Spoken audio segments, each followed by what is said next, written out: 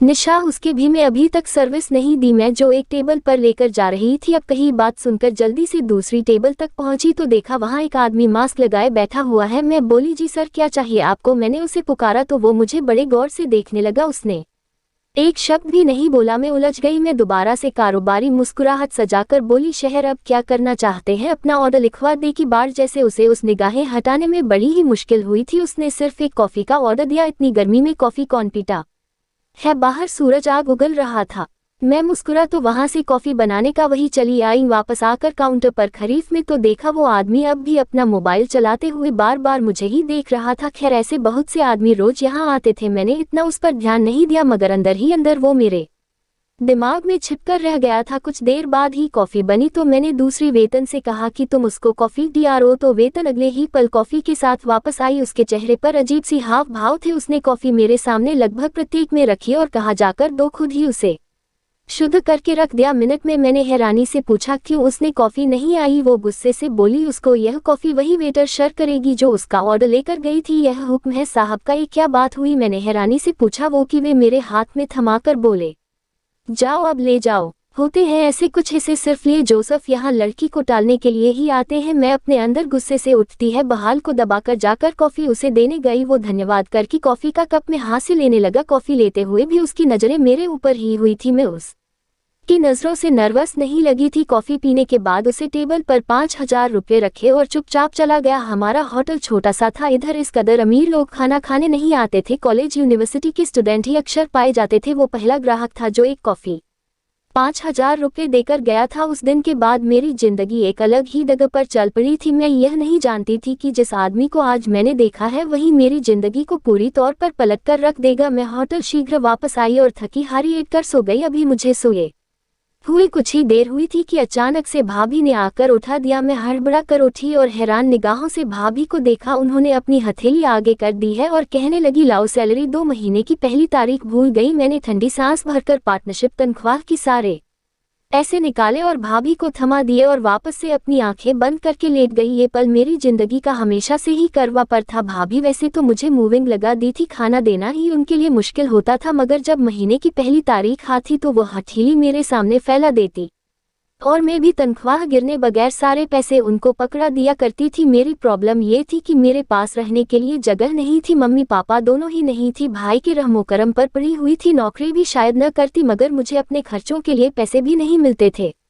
पता चला मोहल्ले के एक लड़की वेट्रेस की नौकरी करती है। उससे बात की तो उसने मुझे लगवा दिया, मगर मेरा भाई मेरी नौकरी करने के सख्त खिलाफ था। मुझे यकीन था भाभी नौकरी नहीं करने देगी, मगर मैं हैरान रह गई थी। जो भाभी ने मेरा साथ दिया और नौकरी की अनुमति भी भाई से लेकर दी। मुझे लगा शायद वो बदल गई है, मगर उनका व्यवहार अब भी वही था जो उन्होंने पहले दिन से मेरे साथ रखा हुआ था।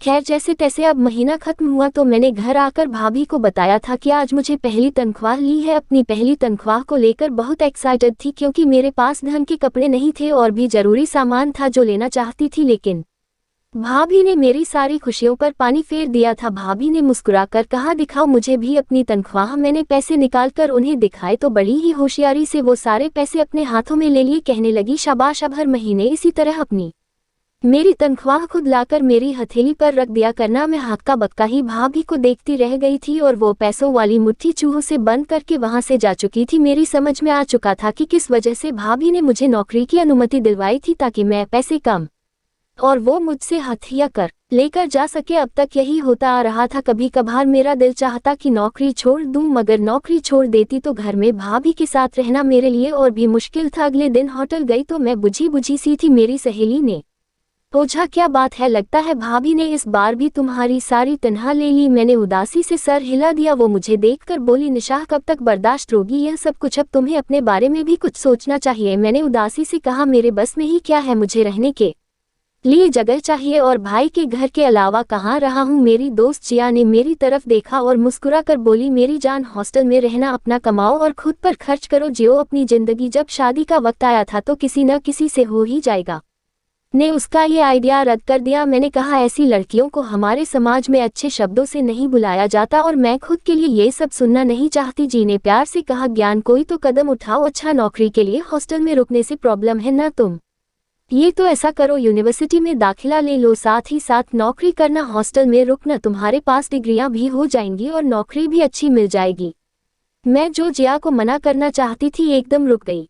मैंने उसकी तरफ देखा तो वो मुझे हौसला देते हुए बोली, कर लो यार, जिंदगी में तुम्हारे लिए भी सुकून आ जाएगा।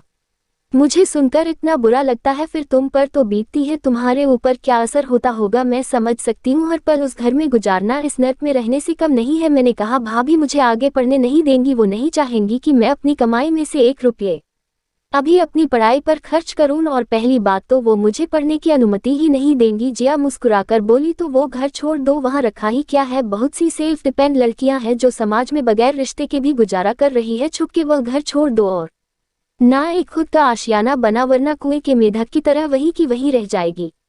मैंने उस वक्त जिया की बात को टाल दिया, मगर वो बात मेरे दिमाग में बैठ गई थी। उसने भला हो भाभी का शाम को घर गई तो मेरी ही जो खाना रखा था वो उनकी किसी बच्चे ने खा लिया। मैंने खाने का पूछा तो उन्होंने पूरा घर सभी उठा लिया। कहने लगी, एक दिन में बच्ची ने रोटी क्या खा लिया, ये तो उसके हलक से निकालने के चक्कर में है। मैं हक्का बक्का रह गई थी, ऐसा पहली बार नहीं हुआ था।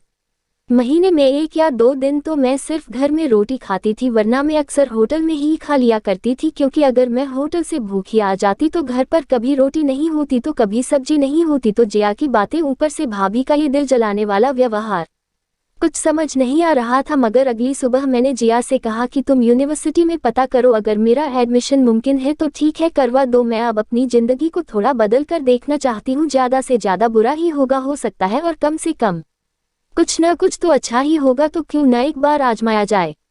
भाभी को तो वैसे ही मेरे घर में होने या न होने से कोई फर्क नहीं पड़ता। वो बहुत खुशी हुई, मैं भी सुकून से थी, मगर डर था, वही दर्द जो कुछ नया करते वक्त हर एक के दिल में अंदर में बैठा होता है, मेरे दिल में भी मौजूद था। खैर, मेरा उधर एडमिशन हो गया और मैंने घर में पढ़ने की बात की। अभी बात मुंह से निकली ही थी, भाई तू चुप बैठे थे, मगर भाभी ने हंगामा कर दिया कि मेरे दिमाग में सीरिया से बजने लगी थी। उनका कहना था, लोग क्या कहेंगे। मैंने भी गुस्से से कह दिया कि लोगों ने उस वक्त कुछ नहीं कहा जब मैं कमाने के लिए बाहर निकली थी, और अब लोग क्यों कुछ कहेंगे, आप तुम्हें पढ़ना चाहती हूँ। भाई ने मुझे चुप करवा दिया। कहने लगे, तुम्हें अगर मैं रूप को तो क्या मंचों की। मैं एक पल के लिए नर्म हुई थी, मगर नहीं, इस फैसले पर मेरी पूरी जिंदगी खड़ी थी। मैंने बगैर किसी लचक के कहा, भाई सवाल ही पैदा नहीं होता, मुझे पढ़ना है और हॉस्टल में रहकर पढ़ना है, भले ही आप मुझे अनुमति दे या न दे, मुझसे संबंध रखे या न रखे, मैं आप लोगों पर और बोझ बनकर रहना नहीं चाहती। भाई ने हैरानगी से कहा, तो यह सब क्या है, जब अगर हमारी इजाजत की तुमने जरूरत नहीं है तो क्यों पूछ रही हो। मैंने कहा कि मैं आपको बता रही है, वैसे भी आपको बिना बताए ही बोलकर जा सकती थी, मगर आपको बताकर जाना चाहती हूँ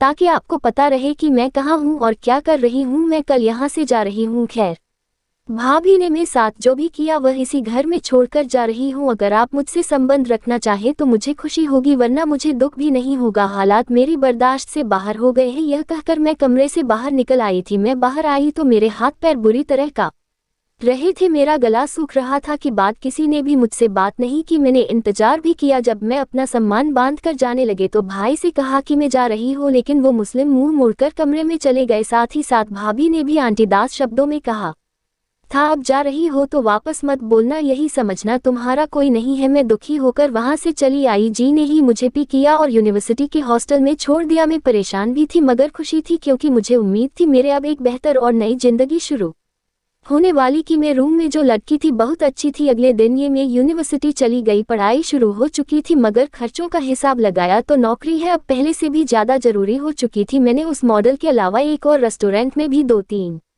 घंटे के लिए वेटर का काम शुरू कर दिया। ये रेस्टोरेंट मेरे हॉस्टल के करीब ही पड़ता था और इसमें मैं शाम के समय जाया करती थी। अभी नए श्रेणी में गए मुझे 2 दिन ही हुए थे कि जब वही उस दिन वाला आदमी मुझे वहां पर दिखाई दिया, और उस दिन भी वो मास्क में छिपा हुआ था। उसने मुझे नहीं देखा, मगर मैं उसे बड़े गौर से देख रही थी। अचानक से उसने मुझे खुद को देखते हुए पकड़ लिया, लेकिन नजरअंदाज कर दिया। उसके तेवर से ऑर्डर लेना था। मैं जाना चाहती थी, दूसरी लड़की से कहा तो ले लो ऑर्डर, मगर फिर वही हुआ जो उस दिन हुआ था। उस आदमी ने मेरी तरफ इशारा करके उस लड़की से कुछ कहा था। मैं समझ गई थी वो जरूर यही कह रहा होगा कि मैं उसका ऑर्डर लूं। मुझे फिर से गुस्सा चढ़ा था। मैंने सोचा, क्यों ना मैं इस आदमी से चक्कर बात करो, तो उसे प्रॉब्लम क्या है, क्यों बार बार मुझे ही बुलाता है। पिछले होटल में भी ऐसा ही किया था और मुझे शर्मिंदगी उठानी पड़ी थी। अब इस रेस्टोरेंट में भी यही करने की कोशिश कर रहा है। अभी तो मुझे यहाँ से 2 दिन ही हुए थे। मैं बर्दाश्त क्रिकेट केबल की तरफ बढ़ने लगी कि तभी उस मैट्रेस ने मुझे रोक लिया। पूछने लगी, कहाँ जा रही हो? मैं उसे देखकर घबरा गई। उसके अंदाज अजीब सी लग रहे थे। मैं समझ नहीं पाई कि वो कहना क्या चाहती है और इतनी सख्त भरे अंदाज में मुझसे शो बात कर रही है। मैं चुप रही तो उसने मेरा बाजू थामा और वहां से दूर ले गई। रूम में जाकर कहने लगी, तो उस आदमी को शो देख रही थी? मैंने हैरानी से पूछा, क्या बात कर रही हो? मैं उसे क्यों देखूंगी? वो मेरी बात का जवाब दिए बगैर बोली, तो उस तरफ जा रही थी जब तू देख चुकी थी कि मैं ऑर्डर पहले ही ले चुकी थी और मुझे भेजा भी तुमने ही था। मेरे पास बोलने के लिए शब्द खत्म हो गए थे। मैं चुप रही लेकिन फिर खुद पर बर्दाश्त करते हुए बोली कि वो आदमी मेरी तरफ इशारा करके कुछ कह रहा था। मैं वही पूछने जा रही थी। उस लड़की ने अनजाना मुस्कुराहट से मुझे देखा और बोली, उस आदमी को तो इशारे तुम्हें बुरा लगे और खुद जो तो खरी खरी उसे लगातार घूर रही थी, उसका क्या? वो तुम्हारी यही बात मुझे बता रहा था। तुम्हारे देखने से वो इनकम्फर्टेबल हो रहा था, तभी तुम इशारा करके तुम्हारी शिकायत कर रहा था। उसका कहना था, ये लड़की मुझे लगातार घूर रही है और मुझे अजीब सा फील हो रहा है। मैं यहाँ 2 पल सुकून के लिए आता हूँ और मैं उस लड़की की नजरों से जिसका को जाता हूँ। तुम्हें पता है मैंने इतनी मुश्किल से उस आदमी को शांत किया था, वरना वो तो तुम्हारी शिकायत लेकर मैनेजर के पास जाने वाला था। निशा, सावधानी पर तो तुम्हें पता है ना, तुम्हारी गलती की वजह से तुम्हारी नौकरी जा सकती है। तो हक्का बक्का रह गई थी। वो आदमी जो दूसरे क्वार्टर मुझसे ऑर्डर ले रहा था, वो यहाँ इतनी बदतमीजी से मेरी शिकायत किसी दूसरी स्कूल लगा रहा था। मेरा तो गुस्से के मारे खून खौलने लगा था। मेरा बस नहीं चल रहा था कि उस आदमी के मुंह पर तमाचा लगा। दून में बाहर जाने लगे तो उस लड़की ने कहा, जब तक वो यहाँ पर है तो अंदर ही रहो, इस तरह से वो दोबारा भड़क सकता है। मजबूरन मुझे अंदर ही बैठना पड़ा। अगर यूनिवर्सिटी की मजबूरी न होती तो मैं अभी इसी वक्त ही नौकरी छोड़कर चली जाती, मगर जो हो चुका था वो भी कम नहीं था। छुट्टी पर जब वापसी के लिए निकली, मगर आज मुझे कुछ अजीब सा महसूस हुआ। पूरे रास्ते एक ख्याल बार बार सताता रहा कि जैसे कोई मुझे देख रहा है। मैंने मुड़कर देखा, मगर मेरे पीछे कोई भी नहीं था। लगता है शायद आप जो कुछ हुआ है उसी की वजह से ये सब कुछ हो रहा है। मैंने अपने दिमाग को झटक दिया। खैर, शाम के समय हॉस्टल पहुंची। दिन छुट्टी थी तो मैंने पुराने मॉडल में फोल्डिंग लगाना था, मैं वहीं चली गई। पूरे रास्ते में कुछ ऐसा वैसा नहीं हुआ था। मैं होटल में दाखिल हुए तो देखा सामने की टेबल पर फिर वही आदमी बैठा था जो कल नए वाले रेस्टोरेंट में भी मिला था और जिसकी वजह से अच्छा खासा माहौल खराब हो चुका था। उसे देखते ही मेरा मूड खराब हो गया। वो अपने ही ध्यान में था और फोन चला रहा था। मैं उसे नजरअंदाज करके उसके पास से गुजर गई, लेकिन मुझे कोई गड़बड़ लग रही थी। समझ नहीं आ रहा था वहां पर तमाशा करने के बाद अब यह यहाँ पर जाकर रहा है। खैर, मैं उसके पास ऑर्डर लेने नहीं गई, मैंने जिया को ही भेज दिया। बाकी कामों में मैं मगन हो गई थी। वो सिर्फ कॉफी पीने आया था, एक के बाद दूसरी, और श्रीयोगी करते करते हुए 4 कॉफी पी चुका था। मुझे उस आदमी से उलझन में होती थी। मैं इतना तो समझ चुकी थी कि कहीं न कहीं जरूर ये मेरे पीछे ही पड़ा है, मगर उसका मकसद क्या है मैं यह समझ नहीं पा रही थी। आखिरकार में छुट्टी होने से कुछ दिन पहले ही वो उठकर वहां से चला गया था। शव वेटर उसके बारे में बातें कर रहे थे। नहीं, वो इतनी देर यह अकेला बैठा रहा। जिया का अंदाजा था शायद वो किसी का इंतजार कर रहा था। मैं उन सबकी बातों सुनते हुए एकदम चुप थी। मैंने कोई बात नहीं की। जब हॉस्टल के लिए निकली तो आज फिर वैसा ही एहसास हुआ कि जैसे कोई मेरे पीछा कर रहा है। मैं मुड़कर चारों तरफ देखने लगी, मगर सड़क पर सिवाय एक गाड़ी के कुछ भी नहीं था। उस गाड़ी को मैंने नजरअंदाज कर दिया और एक रिक्शा लेकर हॉस्टल जाने लगी। रिक्शे में बैठे बैठे अचानक मेरी नजर शीशे पर पड़ी तो क्या देखती हूँ कि वही गाड़ी जिसे मैंने नजरअंदाज किया था और धीमी रफ्तार से रिक्शे के पीछे आ रही थी। मेरे दिल की धड़कनें एक पल में ही तेज हुई थी। मैंने रिक्शे वाले को 3 चलने के लिए बोला, मगर वो गाड़ी भी अपनी रफ्तार बढ़ा चुकी थी। हॉस्टल के बाहर रुककर मैं जल्दी से किराया दिया और अंदर भाग गई।